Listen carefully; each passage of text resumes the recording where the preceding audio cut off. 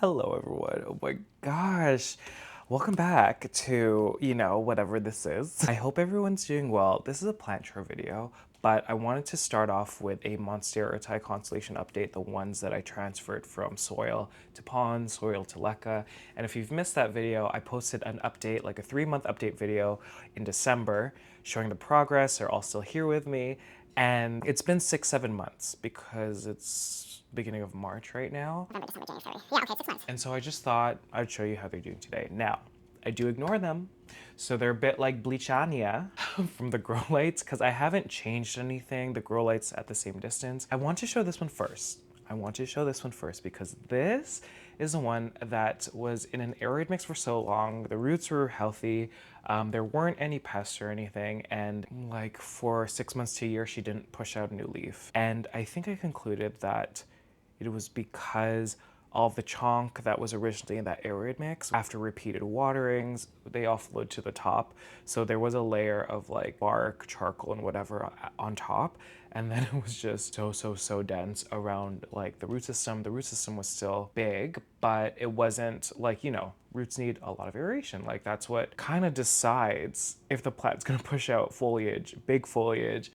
Roots look fine. Touching them, they feel fine. How come you have not grown? Yeah, it feels okay. Ooh, do you know what? This mix is less chunky. There was a time where I had this in my older aerated mix. I'm wondering if I just didn't add enough chunky components because this is far less chunky than the other one. And again, you could see, I don't know if you can see, but you could see the chunk just kind of floating to the top. It's so dense down here. And there is perlite, but like honestly, like you need like a ton more perlite.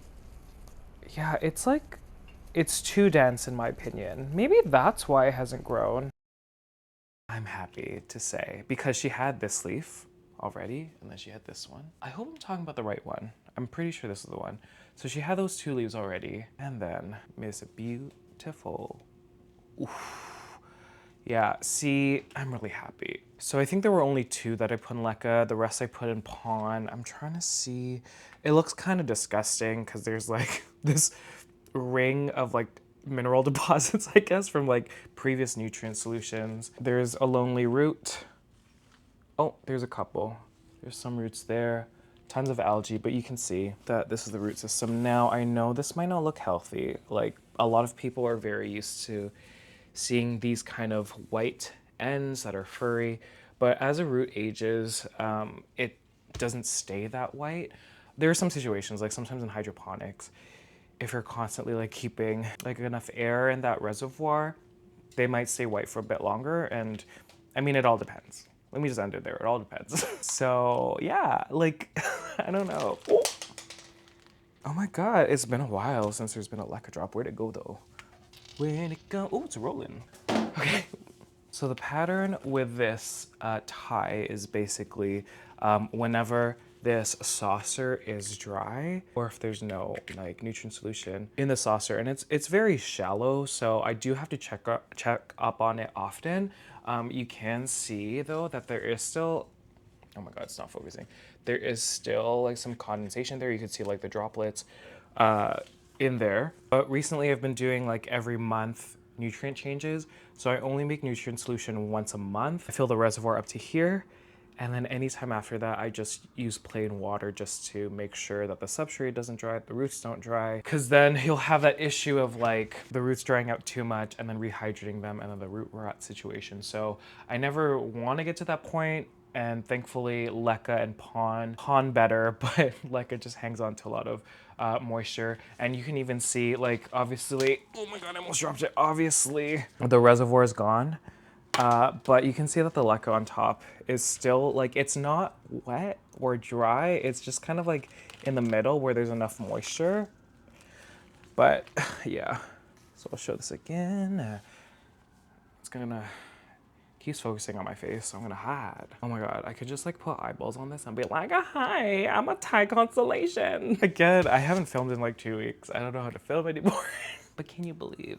And I don't know if it's showing on camera, but I haven't changed the setup when it comes to lighting. Probably getting, I mean, at this point, since this leaf is kind of facing that way, I want to say 1,500 foot candles, which I think and I know is too much for a Thai.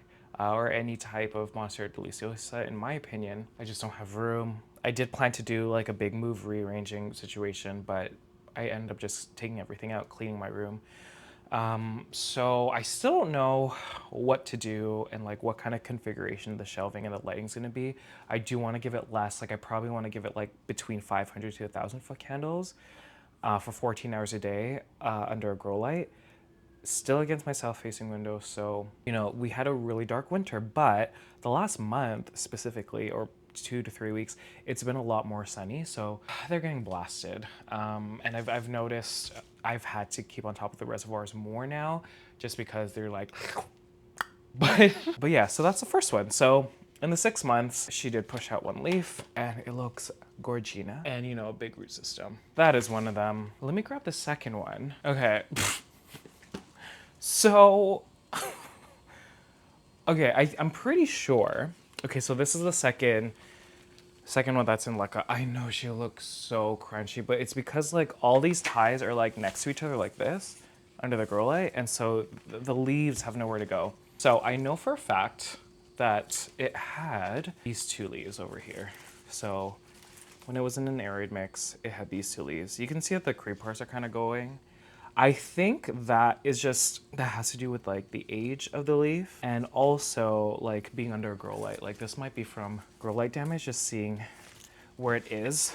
Like I know that the grow light's probably like that. So that might be grow light damage as well. Then I think in the 3-month update, this was the leaf that was present over here.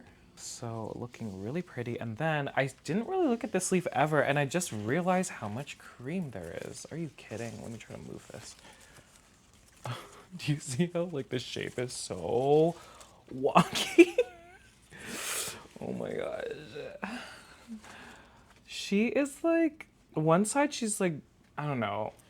She's doing one thing on one side, and the other side she's just like, okay, I'm gonna burst with green this way. What is happening? Okay, I'm kind of hoping that the cream doesn't continue because, you know, this one started growing really quickly though, root-wise, sorry. Look at this. Oh my gosh, I'm gonna do the eyeball thing again. Oh my God. So look at this root system.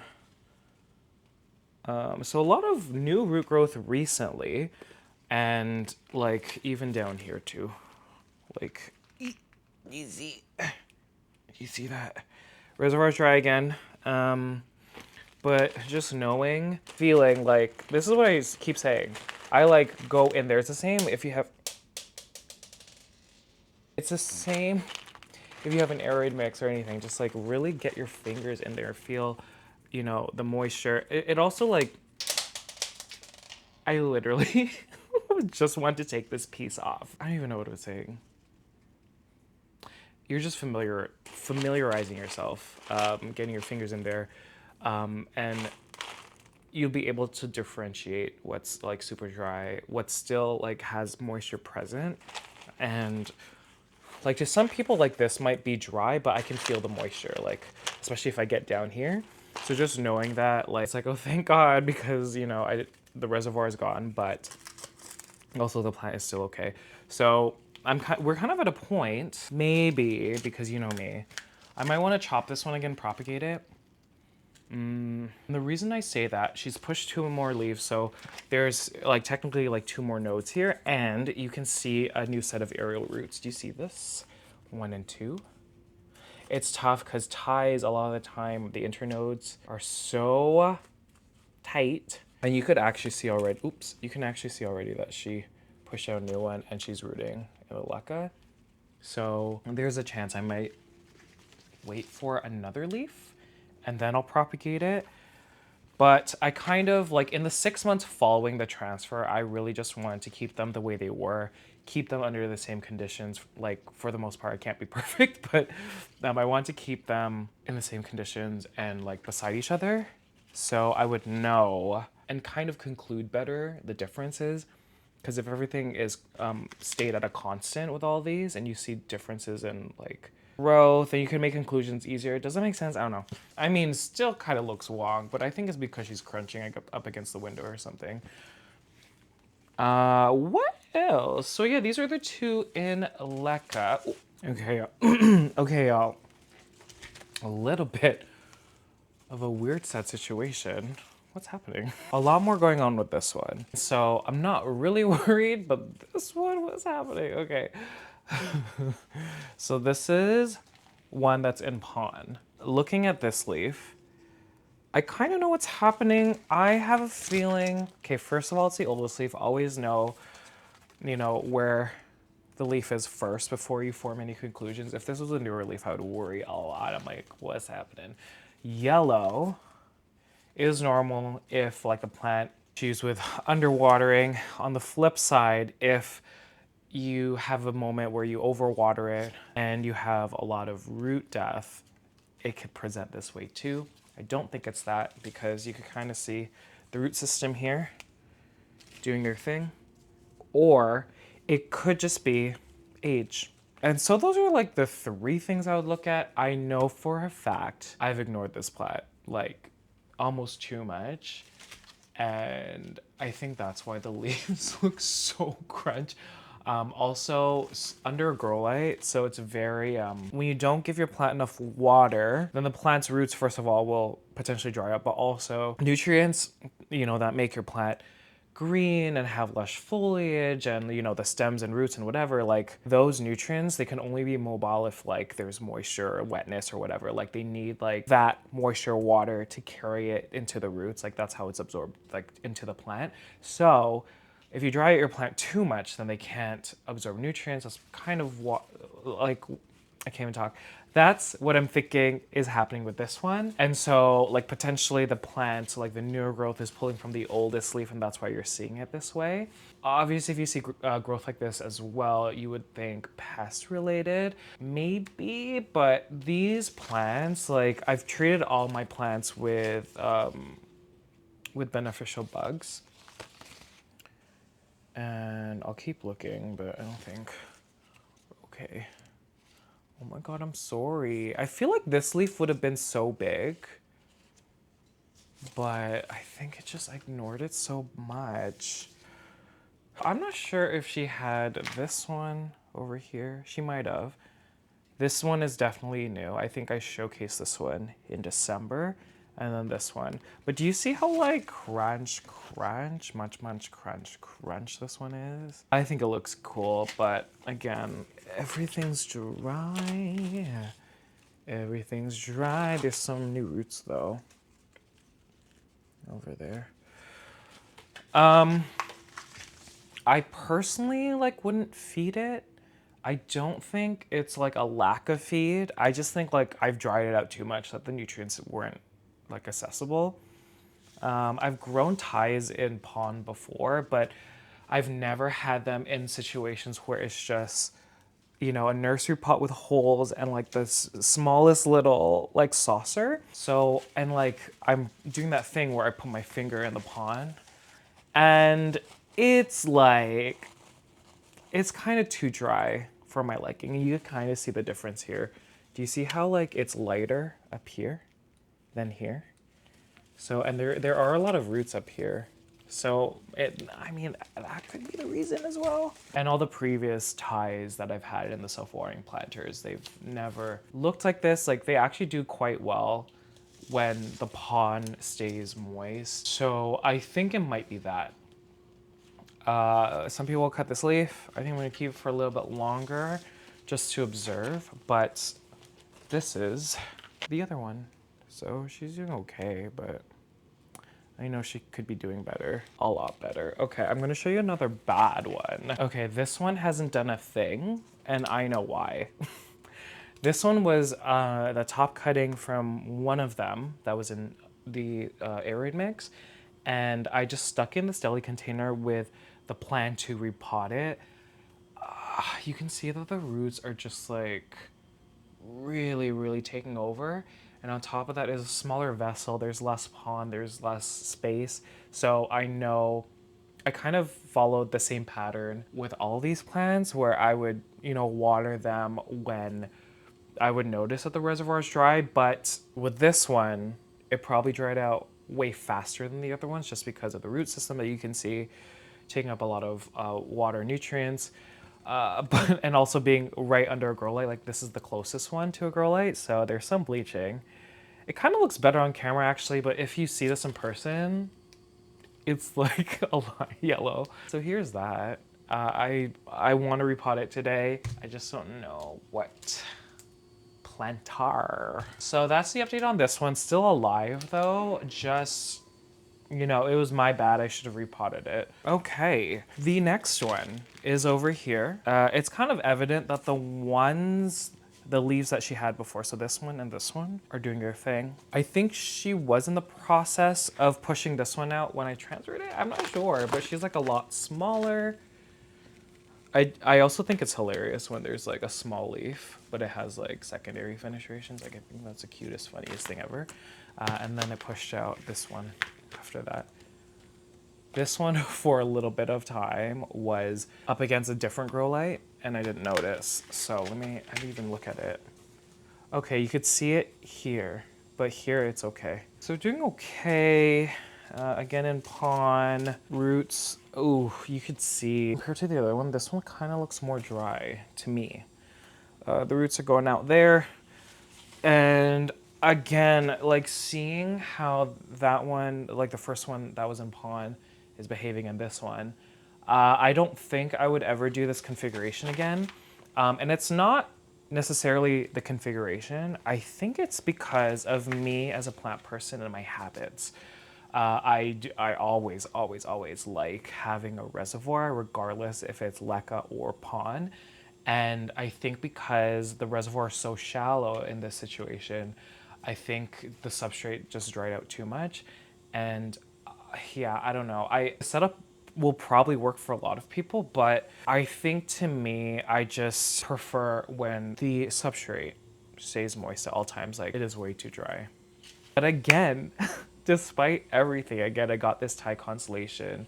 Well, first I got all these cuttings from one mother, and the specimen I bought in 2019. So I believe it's one of the stronger ones. It came from a stronger mother. And there's not a lot of this Thai Constellation like circulating because I gave one to my mom. That one died. So just know that, everyone. One of these propagations I gave to my mom and she killed it. So, and then there's one that I gave to my friend Alan, and we have not talked about that one for a while, and then I did 2 in a plant tray with Marnie and Margot. And Margot, I know you sent me a picture like a few months ago and it was Gorgina. I still believe this one's pretty hardy. I think my mom just has a tendency to just drown her plants.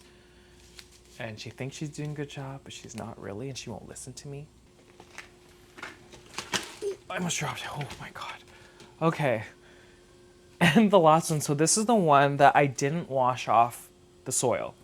I said this before on the instructions of Le Choux Pon, the brand Pon, it says that you don't need to rinse off the soil before you put it into pon. And so I've never done that before. I don't necessarily like that. I kind of like clearing the roots just so there's, you know, not a barrier of any kind to the air pockets. So I've always traditionally just wash off all the soil if it's there. So I want to try with this one. Oh yeah, and then this one is the plant where I took this top cutting. Oh my God, I almost dropped it. This top cutting. So she was essentially a butt cut. That's from a previous cut before when she was in an aerated mix. Then she grew more. I cut her here and then I just left her like this. So at the time, she only had these 2 leaves during the transfer.